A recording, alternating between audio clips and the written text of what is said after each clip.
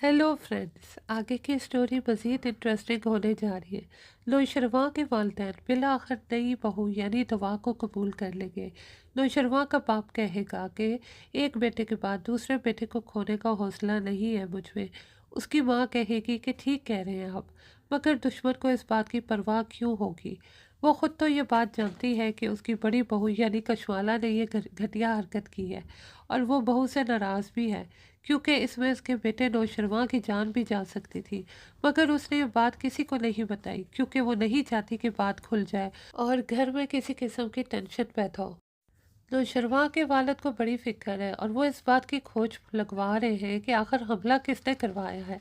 इधर नौशरवां ने भी अपने बंदों से कहा रखा है कि वो खोज निकालें कि आखिर ये हरकत किसकी है। शादी के बाद जब दवा को नौशरवां घर लेकर जाता है तो दवा पूछती है कि क्या आपके घर में और कोई नहीं रहता, जिस पर नौशरवां मुस्कुराएगा और कहेगा कि और भी बहुत से लोग हैं मेरे साथ, मेरी अम्मा साई और अब्बा साई हैं। तो दुआ कहेगी कि मुझे तो कोई भी नज़र नहीं आ रहा यहाँ पर। तो नौशरवां कहेगा कि हाँ, वो लोग हवेली में रहते हैं, जिस पर दुआ कहेगी कि क्या आप मुझे उनसे नहीं मिलाएंगे।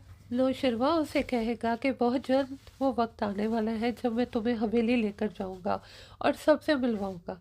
इतने में नौशरवां के वालिद का फ़ोन आएगा और वो कहेगा कि मुझे पता चला है कि तुमने निकाह कर लिया है। तो नौशरवां कहेगा कि आपने यानी मुझ पर गुस्सा करने के लिए फ़ोन किया है, जिस पर उसका बाप कहेगा कि नहीं, बिल्कुल नहीं, बल्कि मैंने तो तुम्हें नई ज़िंदगी की शुरुआत करने पर मुबारकबाद देने के लिए फ़ोन किया है। नौशरवां मुस्कुराएगा तो दुआ हैरत से पूछेगी कि क्या बात है, आप खुश नज़र आ रहे हैं, किसका फ़ोन है। जिस पर नौशरवां कहेगा कि तुम सबसे मिलना चाहती थी ना, तो इसका वक्त अब आ गया है। अब्बा और अम्मा साई ने हमें माफ़ कर दिया और मैं जल्द ही तुम्हें हवेली लेकर जाऊंगा। नौशरवां दुआ को पाकर बहुत खुश है और दुआ भी बहुत खुश है। वो दोनों एक दूसरे का साथ पाकर मुतमईन है। नौशरवां उसको एक बहुत ही कीमती गिफ्ट तोहफे में देगा और ज्वेलरी का सेट देगा। नौशरवां कहेगा कि बहुत हसीन लग रही है और इतनी हसीन कि मेरा दिल चाह रहा है ये लम्हा यहीं थम जाए। दवा तारीफ सुनकर मुस्कुराएगी और खुश होगी।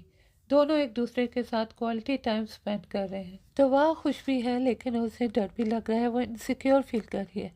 वो नौशरवां से कहती है कि कल को आपका मुझसे दिल भर गया या फिर किसी के दबाव में आकर आपने मुझे छोड़ दिया, तो मुझे फिर से ज़ुनैरा के पास मजबूरन जाना पड़ेगा। नौशरवां को ये बात अच्छी नहीं लगती और वो कहता है कि मैं चाहूँगा कि तुम्हारे मुंह से आइंदा कभी ज़ुनैरा का नाम ना निकले। उसकी बातें सुनकर दुआ को थोड़ी सी तसल्ली हो जाती है और वो खुश हो जाती है।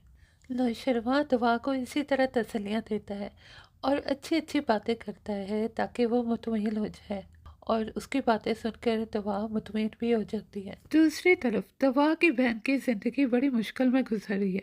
उसका शौहर उसे छोड़ने की धमकियां देता रहता है और उसे जान छुड़ाना चाहता है।